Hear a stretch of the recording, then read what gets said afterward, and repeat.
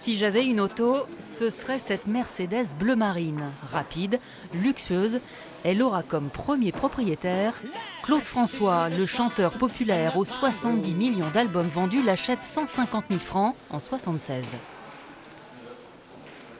C'était sa voiture personnelle qu'il avait achetée neuve, qui était brune quand il l'avait achetée, qu'il a fait repeindre immédiatement en bleu parce qu'il n'aimait pas le brun, et qu'il a utilisé pour beaucoup de ses déplacements, pour ses concerts, etc., etc.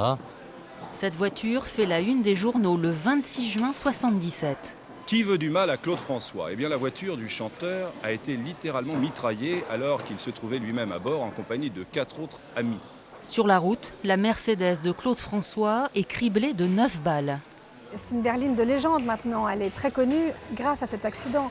Elle aurait eu une valeur sentimentale déjà ayant appartenu à Claude François, mais en plus, c'est une star. Elle a fait tous les JT. Son appartenance à Claude François pourrait multiplier le prix de départ, 60 000 € par 3.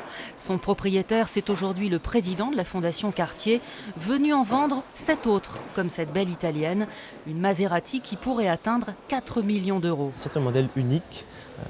Cette voiture faisait à ce temps-là 300 km à l'heure. Donc c'était très exceptionnel et très futuriste. Des collectionneurs de standing vont assister à la vente. Ce Belge en possède déjà 12.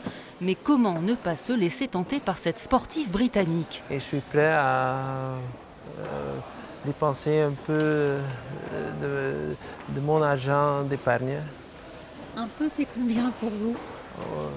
Mon limite pour cette voiture est autour de 300 000 €.